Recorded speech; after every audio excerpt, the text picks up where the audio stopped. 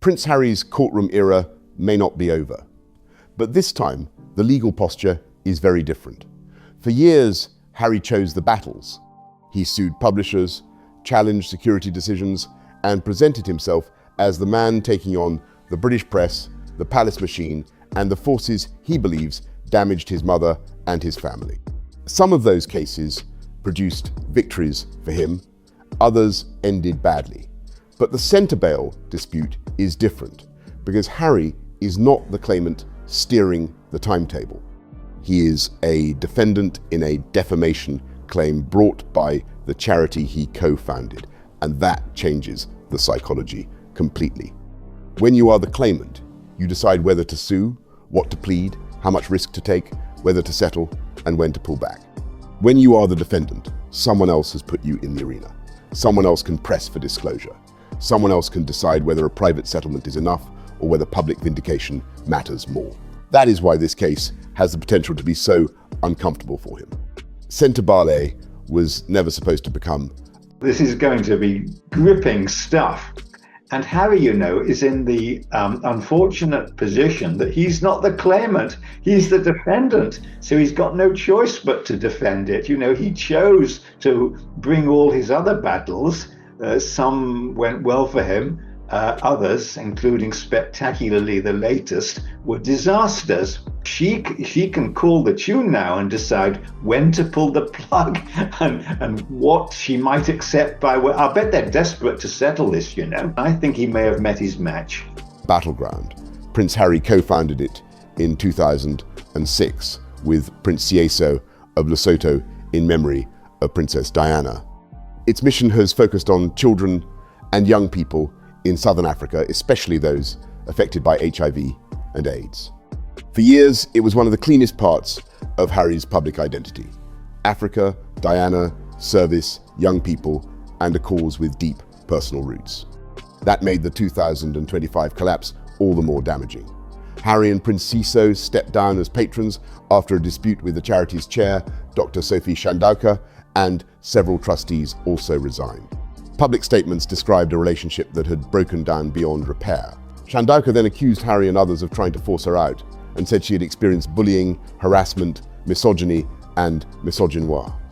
Harry's side strongly disputed the picture being painted. The result was a charity founded in Diana's memory, dragged into one of the ugliest public rows of Harry's post-royal life. The Charity Commission later investigated and concluded its case into Sentebale in 2025. Its findings were carefully balanced, and that matters. The regulator identified governance failures, unclear delegations, inadequate internal complaints processes, and a breakdown in relationships that had damaged the charity's reputation. It criticized public statements and media criticism by the different parties, saying the dispute had not been handled in a way that served the charity's best interests, but it also found no evidence of widespread or systemic bullying or harassment, including misogyny or misogynoir, and no evidence of overreach by either Dr. Shandauka or the Duke of Sussex as patron. In other words, the official regulator did not hand either side a clean moral victory. It found dysfunction, poor governance, and reputational harm, but not the most sweeping allegations some people hoped would be proven. That is why the defamation claim matters. In April 2026, court records showed that Sentebale had brought a libel or slander claim in the High Court. Well, Kinsey, the law of defamation in England is incredibly technical, and you really could spend a professional lifetime studying it, and you wouldn't know it that well even then. Yeah. Is it different than in the United States at all? Oh, very much so, because the First Amendment protects pretty much any speech at all in America, and it's very hard to bring it, not impossible, but very hard to successfully bring a defamation case, which is why it's a tremendous industry in British law and not really in America. Naming Prince Harry and his longtime friend and mentor, Mark Dyer, as defendants. The claim reportedly followed what Sentebale's board described as a coordinated adverse media campaign that caused operational disruption and reputational harm. The full pleadings are not yet public, So nobody outside the case can say exactly what words are being complained of, who allegedly said what, which publications are central, or what evidence the charity intends to rely on. That uncertainty is important. It would be irresponsible to state that Harry orchestrated a smear campaign as fact. That is an allegation to be tested if the case proceeds. But it is fair to say the claim places Harry in a highly exposed legal position because the subject matter goes directly to reputation, media briefings, charity governance, and his own post-royal brand. English defamation law is very different from American defamation law. In the United States, the First Amendment creates a much higher barrier for many public figures trying to sue over speech, especially where public debate is concerned.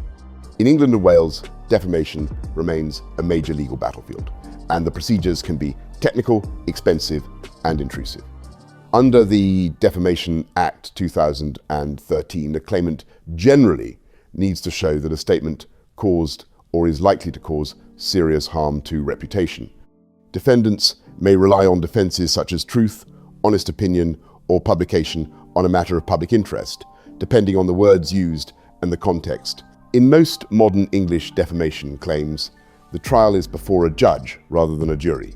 Before any trial, there can be preliminary hearings about meaning, whether the words are capable of being defamatory, whether serious harm is properly pleaded, and which defenses can realistically be run. That is why this case could produce drama long before a full trial ever begins. The first major pressure point is disclosure. In English civil litigation, disclosure can be one of the most powerful weapons in the case. Parties may be required to search for and produce relevant documents, including emails, texts, WhatsApp messages, internal communications, draft statements, and correspondence with third parties.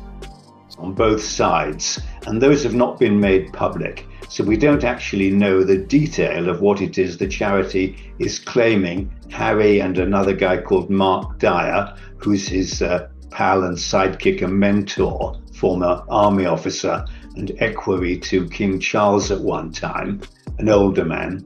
And we don't actually know what the charity claims they've done. We simply know that Sophie Chendaukwa claims that they've organized a tremendous media campaign against her and against the charity. Subject to legal professional privilege. Communications with lawyers are usually protected, but ordinary communications with advisors, PR teams, friends, trustees, journalists, and staff may be a different story if they are relevant. Harry has benefited from disclosure in other litigation when he was trying to prove his case against newspapers. Now, the same mechanism could work in the other direction. If Sentebale argues that there was a coordinated adverse campaign, it may seek communications that show how statements were drafted, who was briefed, who authorized what, and whether there was any plan to influence the media narrative around Dr. Chendaukwa and the charity. That does not mean disclosure will automatically produce a smoking gun. Litigation often generates thousands of documents that are dull, ambiguous, or less dramatic than commentators imagine. People outside court love to imagine explosive messages, but judges deal in evidence, context, and legal relevance. Still, the risk for Harry is obvious. He is a public figure whose reputation depends heavily on the claim that he is motivated by service, justice, and protection from harmful media behavior. If internal communications were ever to suggest a more aggressive private media strategy, that would be damaging even if it did not ultimately prove defamation. Defamation cases are not only about winning or losing at trial, they are about what becomes public on the way there. This is what makes the Sentebale case so potentially dangerous from a public relations perspective. Harry's image already sits at a complicated intersection. He condemns press intrusion, yet he has used media platforms extensively. He campaigns on online harm, yet some of his most passionate supporters can be extremely hostile to critics. He presents himself as a protector of vulnerable people, yet a charity he helped found has become entangled in accusations, resignations, and governance failures. He invokes Diana's legacy. If that is the case, And she claims it is because actually this lady is very media savvy. I'm inclined to think that Harry has really met his match in her, and I divert myself, but nonetheless, there are certain similarities between her and Meghan. They're both sort of girls from poor homes who've pulled themselves up by their bootstraps. This lady, is very well qualified. She's a lawyer. She has had very important positions with banks. Through service, yet Sentebale, one of the charities most directly connected to that legacy, is now suing him.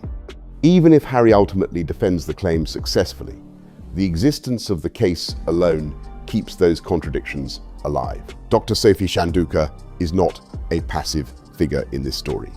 She is a Zimbabwean-born lawyer, a senior corporate figure, and someone with a record of high-level professional experience. She has been awarded an MBE and has held important roles in business and philanthropy.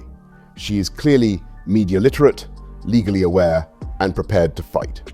That is one reason commentators have suggested Harry may have met a very different kind of opponent. This is not an anonymous tabloid editor or a faceless institution. It is a highly educated chair of a charity who has already spoken publicly, reported concerns to the regulator, and remained in position after Harry and others walked away. Whether one agrees with her or not, she appears willing to withstand pressure. That alone changes the dynamic. From Sentebale's perspective, the legal claim may be about reputation more than money. A charity lives or dies on trust. Donors, partners, governments, beneficiaries, staff, and volunteers all need confidence that the organization is stable and credible. If public statements or briefings suggested serious leadership problems, dysfunction, or poor conduct, the charity could argue that those claims harmed fundraising and operations. In theory, a claimant in a defamation case could try to show serious reputational harm through donor withdrawal, cancelled partnerships, reduced income, disruption to programs, or evidence that public trust was damaged. Proving that causation is never simple. A charity's finances can be affected by global economic conditions, strategy changes, donor fatigue, public controversy, internal governance issues, and many other factors. But if Sentebale can connect specific statements to measurable damage, the case becomes more than personal grievance. Harry and Mark Dyer, on the other hand, may have several possible lines of defense depending on the words complained of. And she claims that the Duke's team asked her to defend his wife Meghan from negative publicity. And she says that she said, no, we're not setting a precedent by which we become an extension of the Sussex PR machine. So that's pretty hot, isn't it? Mm-hmm. And she says that the number one risk for this organization, meaning Sentebale, was the toxicity of its lead patron's brand. So obviously all that's going to come out at trial. If the statements were factual allegations, they could try to prove substantial truth. If the statements were opinion, they could argue honest opinion, provided the legal requirements are met. If the subject was charity governance, fundraising, and leadership, they may argue the statements were made on a matter of public interest. But public interest is not a magic phrase. A defendant still has to show the legal conditions are satisfied, including the reasonableness of belief in publication where that defense is relied upon. The precise wording will matter intensely. It is one thing to say, I was concerned about governance. It is another thing to allege misconduct without evidence. The case will turn on details that are not yet public. One of the most interesting questions is whether the alleged campaign, if there was one, involved anonymous briefings. Royal stories often move through unnamed sources. A source close to the Sussexes says one thing, a source close to former trustees says another. A friend claims frustration, a spokesperson denies a claim, a palace insider offers context. In ordinary media politics, this is routine. In litigation, it can become evidence. If a party claims that harmful allegations were placed through friendly outlets or anonymous sources, the court may become interested in who said what, to whom, and why. That is where emails, messages, and PR drafts matter. A defamation claim can expose the backstage mechanics of stories that were originally designed to appear deniable. The comparison with Harry's Associated Newspapers defeat is unavoidable. On the 7th of July 2026, Harry and 6 other high-profile claimants lost their privacy case against Associated Newspapers, publisher of the Daily Mail. The High Court dismissed all the claims after finding the claimants had not proved unlawful information gathering. The judgment was long, detailed, and devastating for the claimants. Reports then focused on costs, with Associated Newspapers seeking very large sums and the claimants' legal insurance reportedly falling far short of the publisher's total costs. Harry, is in the unfortunate position that he's not the claimant, he's the defendant. So he's got no choice but to defend it. He chose to bring all his other battles. Some went well for him. Others, including spectacularly the latest, were disasters. But she can call the tune now and decide when to pull the plug and what she might accept by. I bet they're desperate to settle this, Oh, yeah. I bet they're desperate. But of course, she's in a position perhaps to say, no, I'm going ahead to trial. Let the public see what's. Harry and Baroness Doreen Lawrence criticised the ruling in strong terms, calling it a whitewash, while the publisher said it was vindicated. Whatever one thinks of the British press, that was a major legal defeat. The timing of that defeat matters because it changes how people view any new case involving Harry. He is no longer simply the royal who took on tabloids and won some moral ground. He is also the royal who pursued a major claim and saw it collapse in court. If he now faces a defamation case in which he is the defendant, the public will inevitably ask whether his legal strategy has become too aggressive, too emotional, or too tied to personal grievance. That does not mean he is wrong in the Sentebale dispute. It means he enters the next legal battle with a reputation for courtroom risk already established. There is also the question of costs. Defamation litigation in England can be ruinously expensive. Even cases that settle can generate enormous bills. If a claim goes to preliminary hearings, disclosure, witness evidence, expert evidence on reputational harm, and trial, costs can rise dramatically. One reason settlement is common is not that either side admits weakness, but that litigation itself becomes a financial hazard. A defendant may make an offer or a payment into court to create costs protection. If the claimant goes on and fails to beat that offer, costs consequences can follow. A claimant may keep going because reputation matters more than money, or because a financial backer is prepared to support the case. In the Sentebale dispute, Shandauka has said the charity is not bearing the legal costs, but no public evidence has identified who is funding the action. That leaves room for speculation, but speculation should not be treated as fact. The important point is that funding in a defamation case can shape leverage. Harry's best outcome would likely be an early resolution that avoids deep disclosure and a public trial. That could mean settlement, clarification, apology, withdrawal, or some form of agreed statement, depending on what each side wants. But for Harry, could Sentebale potentially obtain emails, text messages, WhatsApps, or communication with journalists to establish whether there really was a coordinated campaign? Absolutely. Disclosure in an English civil case is now sort of the nuclear weapon, and both sides use it to the full. And they demand an absolute raft, an absolute catalogue, all your emails, all what's on your computers,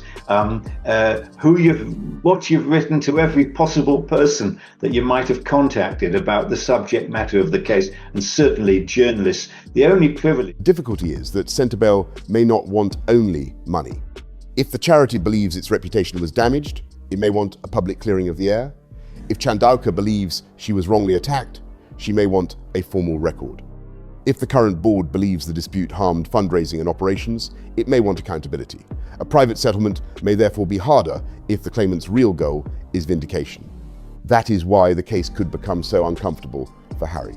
He cannot simply decide unilaterally that the story is over. If the case reaches trial, Harry could theoretically have to give evidence. So could Mark Dyer, so could charity figures, trustees, PR advisors, or others involved in the dispute. Witness statements would be scrutinized, communications could be tested, lawyers would examine whether statements were true, defamatory opinion, fair public interest commentary, or something else. The judge would likely have to decide meaning, what an ordinary, reasonable reader or viewer would have understood the words to mean. That stage alone can shape the entire case, because one phrase can carry different levels of seriousness.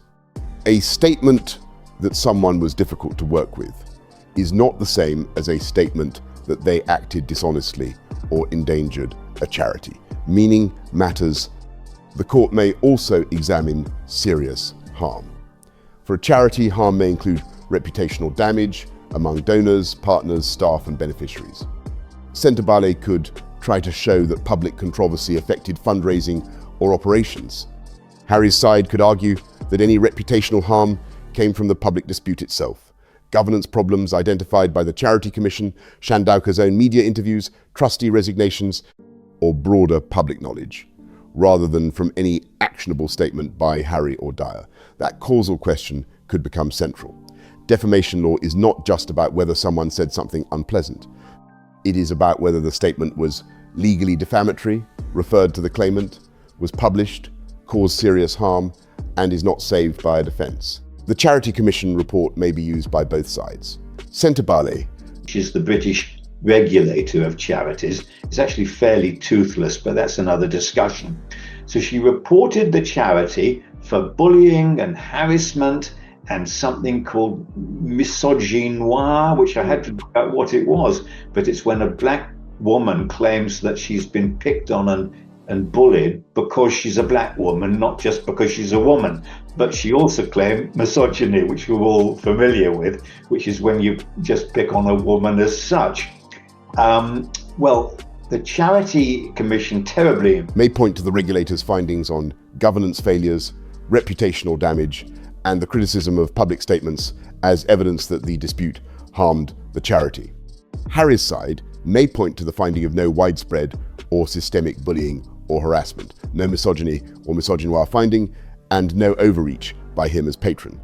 Both readings can exist because the report was not a simple win for anyone. It was a warning about how internal charity disputes can become public disasters when strong personalities, unclear governance, and media strategies collide.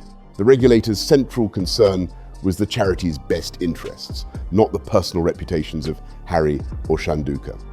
This is what makes the whole saga so sad. Sentebale's beneficiaries are children and young people in southern Africa. They are the people who should matter most. Instead, public attention has shifted to Harry, Shandauker, trustees, PR briefings, court filings, legal costs, and who may have said what to which journalist. Every day spent on reputational warfare is a day the charity's mission is overshadowed.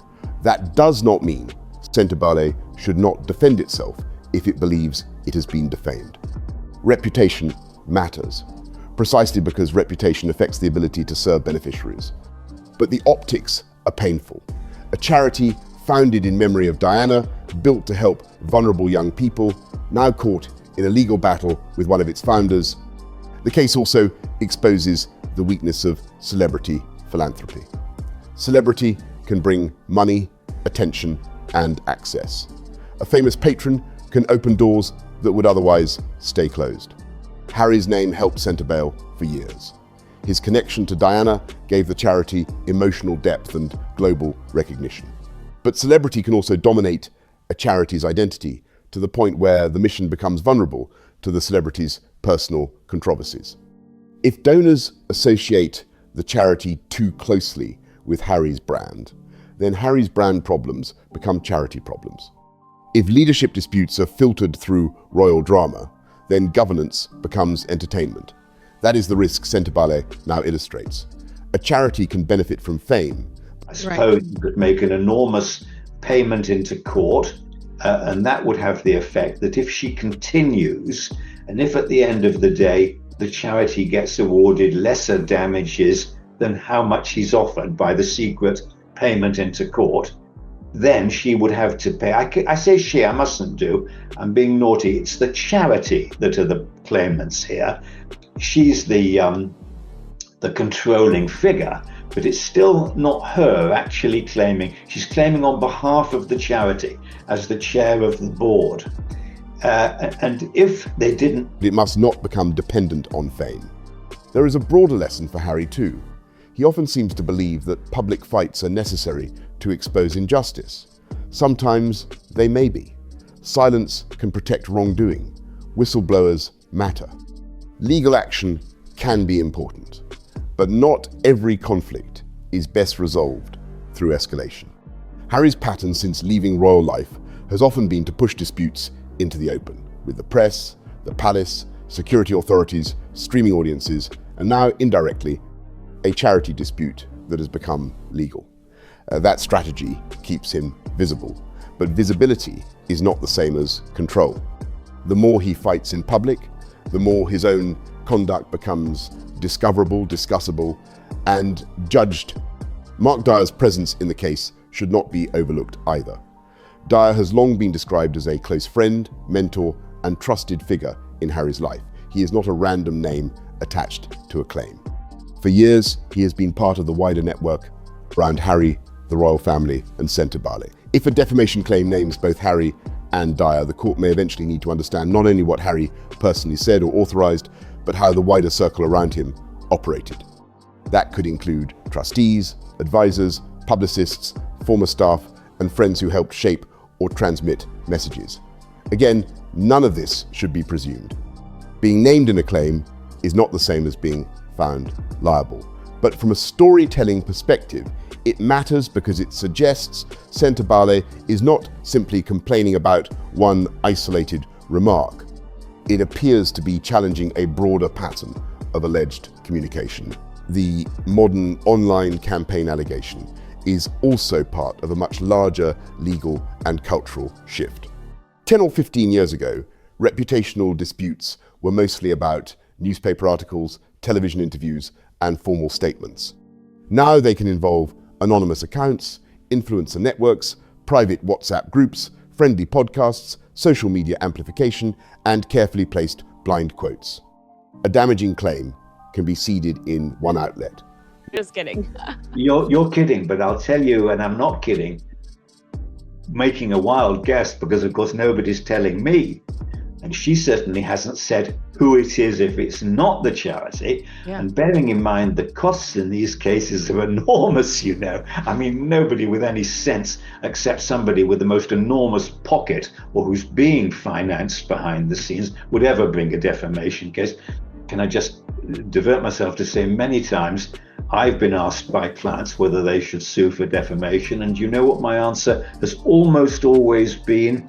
I've said, don't be mad. I've said... Repeated by fan accounts, turned into a thread, picked up by another site, and then treated as public mood.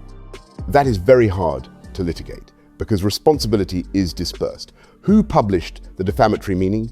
Who merely repeated it? Who encouraged it? Who benefited from it? Who knew what was happening? These questions are increasingly important in celebrity and public figure disputes, and the Sentebale case could become another example of how courts are asked to interpret reputation damage in an age when media campaigns are not always linear.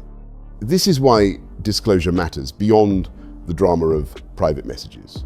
It may help establish chronology, who knew about concerns first, when were statements drafted, were journalists briefed before internal processes had concluded, did anyone coordinate language, were claims about leadership or governance repeated across multiple outlets in similar form? Did any advisor warn that a statement could harm the charity? Did anyone discuss donor impact? Did anyone attempt to separate the charity's interests from Harry's personal reputation? These are the kinds of practical questions that can turn a media story into a legal case. A court is not interested in gossip for gossip's sake. It is interested in evidence that connects words, publication, responsibility, meaning, harm, and defense. The charity's internal documents may also be uncomfortable. This is not a one-sided risk. Sentebale may have to produce governance papers, board minutes, internal complaints, donor correspondence, financial records, fundraising projections, and messages involving Shandauka or other trustees. Harry's side may argue that any reputational harm was caused by the charity's own governance problems, internal conflict, or public interviews, not by anything he or Dyer said. If Shandauka or the current board communicated with journalists, authors, or broadcasters, those communications may also be examined. That is why litigation can become dangerous for everyone. The claimant opens the door, but the defendant gets to walk through parts of it. A case brought to clear a name can expose more complexity than either side expected. Still, there is an asymmetry. And I don't really think it's about money. And so while Harry's trying to settle, can they still be saying, here's our strategy. We want to get his text messages. We need in his email inbox. We want to talk to former publicists and communications people that no longer work with him because maybe they helped facilitate this online campaign to shut us down and to intimidate us into Dr. Sophie Shandauka stepping down. Harry is the global name. Sentebale is the institution trying to protect its work. If embarrassing documents emerge from the charity, they may damage governance credibility. If embarrassing documents emerge from Harry's side, they may damage a much larger personal brand built on compassion, integrity, and media ethics. That is why commentators say he may have more to lose reputationally. The charity can argue that it is trying to stabilize after a damaging dispute. Harry has to argue that his conduct was justified while avoiding the impression that he used his profile to overwhelm a charity chair who challenged him. That optics problem will be hard even before the legal merits are tested. There is also a gender and race dimension that has to be handled carefully. Shandauka alleged misogyny and misogynoir, terms that refer to hostility toward women and specifically toward black women. The Charity Commission found no evidence of widespread or systemic bullying or harassment, including misogyny or misogynoir, but it did acknowledge the strong perception of ill treatment felt by parties involved. That wording matters. It does not prove Shandauka's most serious claims, but it also does not say everyone felt fine. It tells a story of a charity where relationships broke down badly enough that people felt mistreated and where systems were not strong enough to resolve the conflict internally. For Harry, who has often spoken about race, unconscious bias, and the treatment of Meghan, the optics of being in a bitter public dispute with a black female charity chair are especially sensitive. His supporters will say he's been unfairly accused. Critics will say the contradiction is obvious. The court will focus on law, but the public will read symbolism. The Meghan element is present even when she is not a party to the case. Shandauka claimed in media interviews that she had been asked to defend Meghan from negative publicity and refused to let the charity become an extension of the Sussex public relations operation. Harry's supporters strongly dispute narratives that portray Meghan as the source of every difficulty. But the allegation matters because it goes to a broader concern. Where does Harry's charitable work end? In the newspapers until now, I would say don't be lulled into a sense of false security, as it were. I think this is going to burst out any day.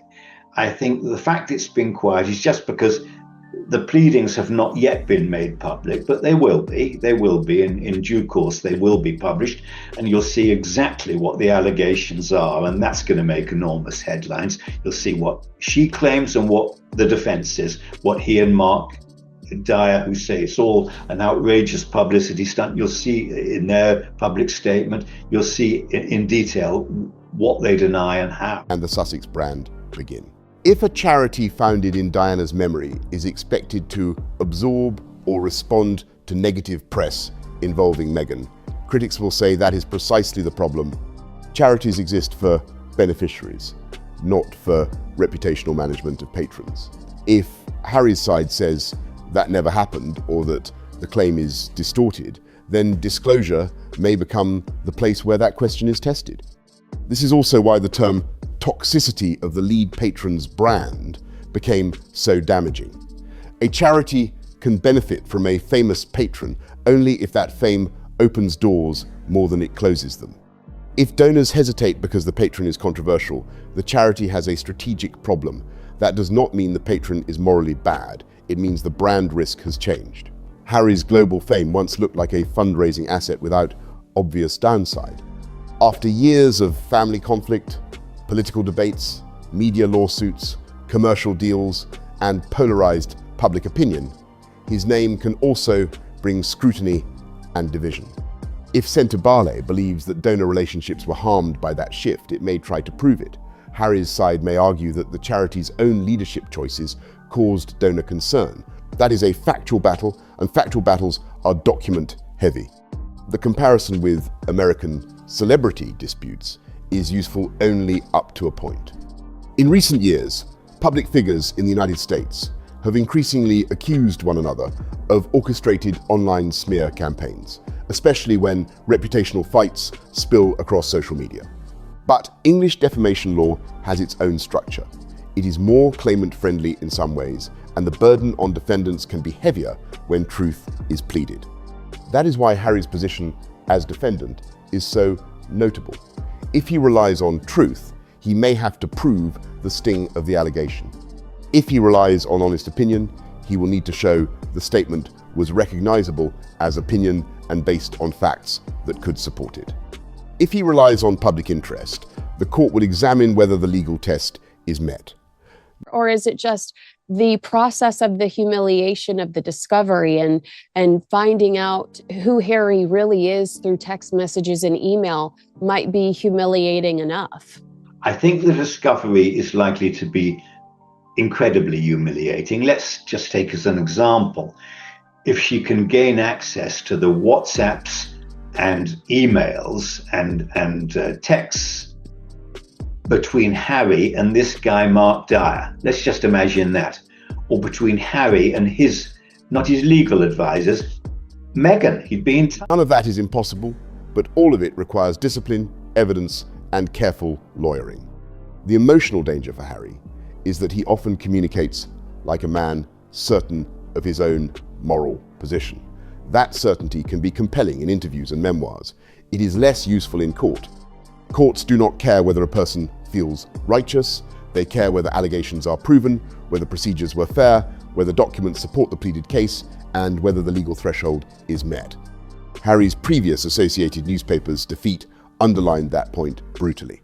The court did not accept broad inference where lawful explanations remained possible. That lesson may be relevant here. If Sentebale alleges a coordinated campaign, it will need more than a sense that damaging stories appeared after a dispute. If Harry defends his conduct, he will need more than a sense that he was protecting a charity from poor leadership. Both sides will need evidence. This case could also affect the future of Harry's philanthropic identity. If he settles quietly, critics will say he wanted to avoid disclosure. If he fights and loses, the damage could be severe. If he fights and wins, he may still have endured months or years of headlines about internal charity conflict. Even victory can be costly when the issue is reputation. The best philanthropic figures avoid becoming the story. They let the work speak. Harry has struggled with that since leaving royal life because his identity, grievances, trauma, and family status are so often tied to the causes he supports. Sentebale was one of the few areas where the work once seemed larger than him. The lawsuit risks reversing that. The charity faces its own danger. Donors may grow tired of drama. Beneficiaries may worry about continuity. Staff may be distracted. Partners may hesitate. Even if the charity believes legal action is necessary, it has to show that the case serves the mission rather than personal vindication. That is a difficult balance. A charity cannot allow false statements to damage its ability to work. But it also cannot afford to become known primarily for fighting a prince. She was difficult, I think, is one of the nice ways that impossible to work with. Yeah. All the staff were leaving. She was bullying. I'm just imagining. I don't know if these will turn out to be what he said about her. I'm just perhaps, but although one can read between the lines of the complaint she brought to the Charity Commission, which rather suggests that this is likely to be the subject matter. Okay, now if Harry can show it's true, complete defense. He hasn't libeled anyone if he can show it's true. And the burden of proof, as I've told you... The trustees will need to keep explaining how any legal strategy protects beneficiaries. Otherwise, supporters may ask whether the cure is becoming another form of reputational harm. For royal watchers, the Sentebale case is part of a larger question about Harry's relationship with accountability. He has often demanded accountability from others, newspapers, the palace, social media companies, security bodies, and family members. Now, he may face accountability in a setting he did not choose. That is not unfair. It is symmetry. Public life works both ways. If Harry wants the right to challenge institutions, institutions and individuals also have the right to challenge him when they believe his words or actions caused harm. The court will decide the legal case if it reaches that point. The public will decide what it says about his judgment. The Sussex brand is built around moral language, compassion, service, truth, safety, healing, impact. That language is powerful when the conduct behind it looks consistent. It becomes vulnerable when litigation, briefing wars, and reputational disputes pile up around it. If Sentebale proceeds, Harry may face exactly the kind of scrutiny he has often demanded from others. What did you say? What did you authorize? Who did you brief? What did your team do? Were your statements true? Were they fair? Were they in the charity's best interests? Did they help vulnerable young people? Or did they protect your own position? Those are not tabloid questions. Those are legal and reputational questions. There is also strange symmetry in the allegation around online campaigning. Harry and Meghan have made online harm one of their key public causes.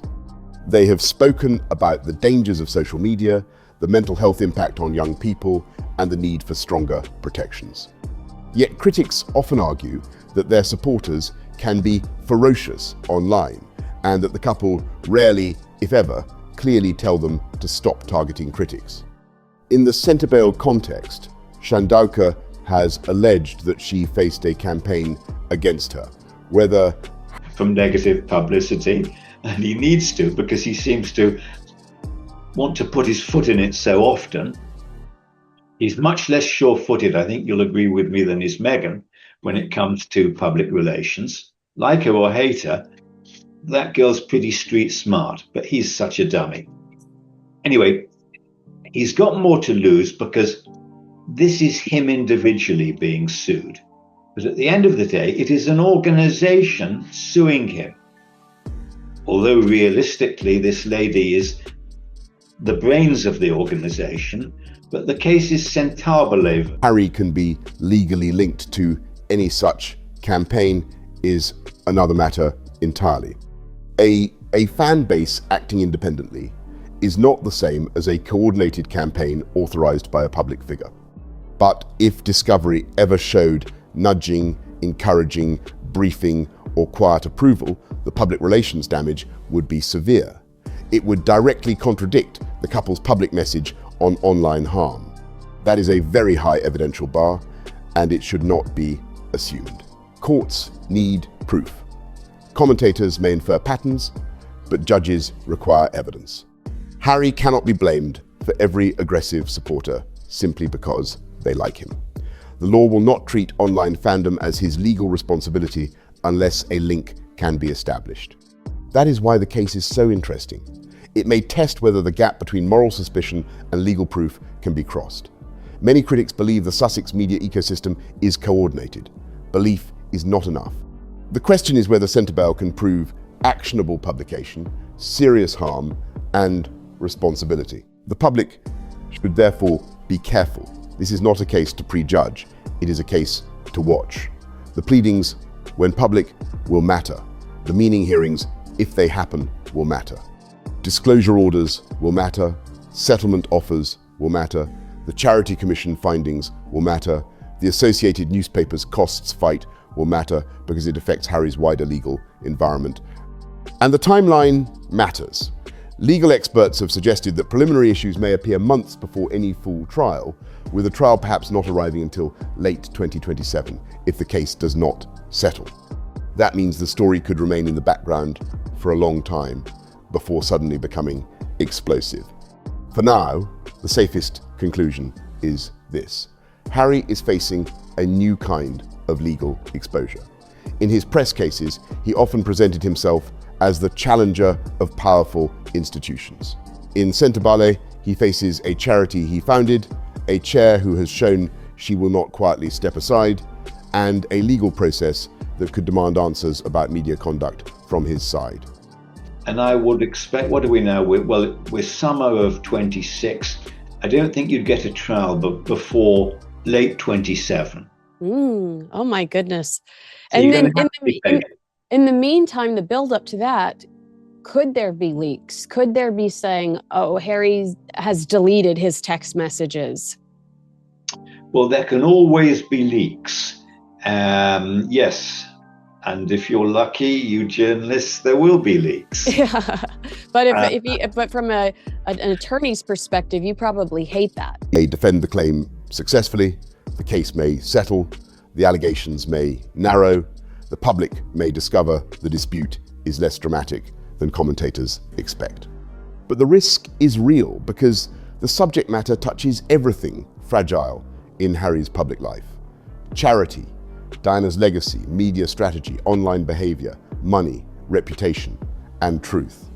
The tragedy is that Sentebale should be known for the young people it serves, not for a courtroom fight between a prince and a charity board. If there is a path to protect the charity's work while resolving reputational damage responsibly, both sides should take it seriously. But if the case does go forward, Harry may learn the hard lesson that litigation is not a one-way weapon.